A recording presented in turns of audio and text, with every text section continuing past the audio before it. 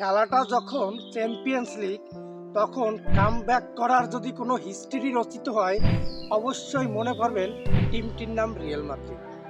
Real Madrid এবং Manchester সিটির মধ্যকার খেলাটা খুবই গুরুত্বপূর্ণ একটা খেলা ছিল একটা কারণে, সেটা হচ্ছে দুই দলের অফ ফর্ম, দুই দলের ম্যাচ হারার প্রচুরভাবে রেকর্ড।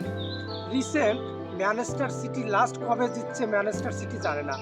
ওদের এই মৌসুমের মতো বাজে মৌসুম লাস্ট কত বছর আগে যে গেছে সেটা আসলে গুগল করে তারপরে ঘেটে দেখতে হবে। ম্যাচ খেলা মানেই ম্যানচেস্টার সিটির শোচনীয় পরাজয়।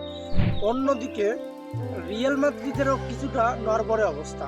রিয়াল মাদ্রিদের এক হিসেবে সেন্টার যে ডিফেন্স টোটাল নেই, একদম ভেঙে চুরে চুরমার হয়ে গেছে, বিশেষ করে ইনজুরির কারণে। ওদের চুয়ামিনি একজন মিডফিল্ডার, তাকে দিয়ে ওদের ডিফেন্স করানো হচ্ছে একদম মেইন ডিফেন্স, যেটা একটা দলের জন্য খুবই খারাপ একটা অবস্থা, বিশেষ করে যখন চ্যাম্পিয়ন্স লিগের নকআউট ম্যাচ প্রতিপক্ষ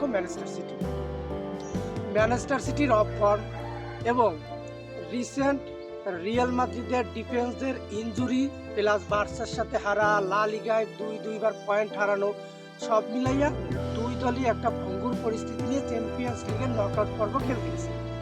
অবশ্যই এই ম্যাচে ম্যানচেস্টার সিটি রিয়াল মাদ্রিদ এসছে শুধু একটা কারণেই, সেটা হচ্ছে ওদের ডিফেন্স লাইন। আর ম্যানচেস্টার সিটির ডিফেন্স লাইন ভালো ছিল, স্ট্রাইকার ভালো ছিল, মিডফিল্ড ভালো ছিল। আর রিয়াল মাদ্রিদের ছিল শুধু attack, Bellingham, Vinicius Junior, Rodrygo এবং এমবাপ্পে। খেলাটার শুরুতেই 19 মিনিটে যখন ম্যানচেস্টার সিটি গোল দিয়ে দিল, সেই গোলে রিয়াল মাদ্রিদ একদম সিটি চলে গেল ম্যাচ থেকে। কিন্তু ওই বললাম চ্যাম্পিয়ন্স লিগের খেলা, আর রিয়াল মাদ্রিদ কামব্যাক করবে না এটা হতেই পারে না। যদি রিয়াল মাদ্রিদ আগে গোল দিত তাহলে মাস্ট বি কালকে ম্যানচেস্টার সিটি উইনার। যেহেতু ম্যানচেস্টার সিটি আগে গোল দিছে, সেহেতু কামব্যাক হবে, এটা একদম মানে লেখা ভবিষ্যৎবাণী আমি দিয়েই দিছিলাম যে যেহেতু আগে সিটি গোল দিছে অবশ্যই রিয়াল মাদ্রিদ কামব্যাক করবে এবং রিয়াল মাদ্রিদ জিতবে। ফলাফল ঠিক তাই হয়েছে, রিয়াল মাদ্রিদ জিতছে।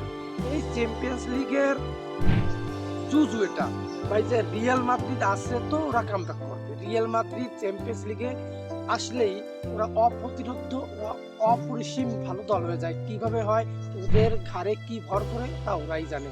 সব মিলাইয়া দ্বিতীয় লেগ রিয়ালের ঘরের মাঠে, তাহলে ধরে নেওয়া যায় চ্যাম্পিয়ন্স লিগ থেকে ম্যানচেস্টার সিটি ছিটকে গেল এবং রিয়াল মাদ্রিদ নকআউটের আরেক ধাপ চ্যাম্পিয়ন্স লিগের